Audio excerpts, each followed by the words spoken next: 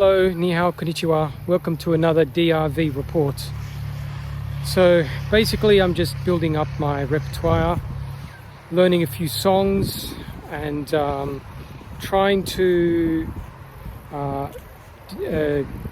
record and distribute about 3 songs over the next couple of months. So that's my main goal. That includes everything from writing to arranging in the DAW, my music recording software, which is Logic Pro, and mixing. Then I render it and master it in another program. I mean, in Logic, but in another file. And then I make some cover art using AI generation for the image, and then I distribute it. So that's kind of one thing I'm working on. And then I'm also going to have a very basic performance against backing tracks so that I can kind of go to open mic nights and whatnot and perform my music, give people a chance to hear it live as well. I also wanted to talk about the performing rights organization's workshop that I went to about 10 days back, and share some things that I learned about about the industry. So I'm just walking in a local park here, so it's good because it shows you kind of what it's like to be in the industry. And the first thing that a few of the artists who were representing it said is that this feeling of not really knowing what they're doing. It's such a kind of chaotic industry in a way that you don't really, I guess you don't necessarily know where your main income is going to come from, whether it's live music or from recorded music, and whether it's from publishing. And there's different kinds of royalty streams. You don't know if you're going to get work producing for other artists or if you're just going to be an artist yourself. So there's many different kind of avenues, and it's very different to a regular job, I suppose.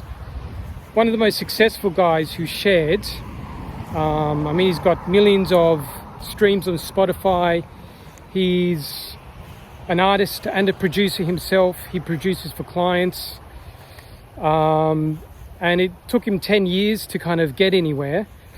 And then when he kind of had almost given up, he finally found some success after working with a singer. And he hasn't looked back since then, but he did share that sometimes he doesn't know if he's going to end up going bankrupt.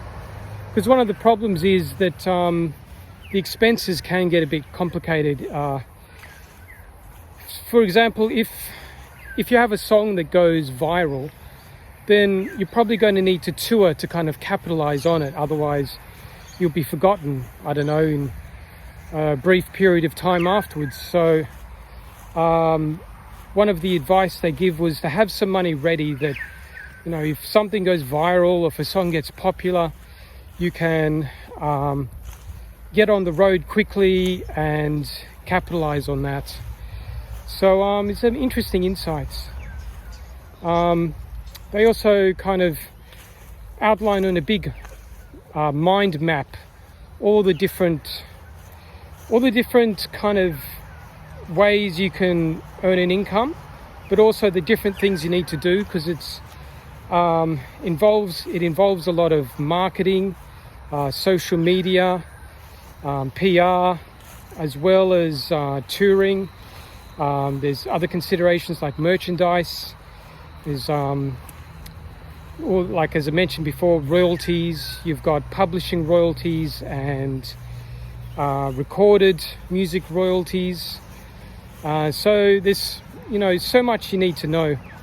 Also talking to some of the other musicians who turned up to the workshop. A lot of them were not professionals like me. I'm not professional yet. But some of them kind of were in different avenues. I met a DJ who I think makes the most of his money from music therapy, as he also does some DJing.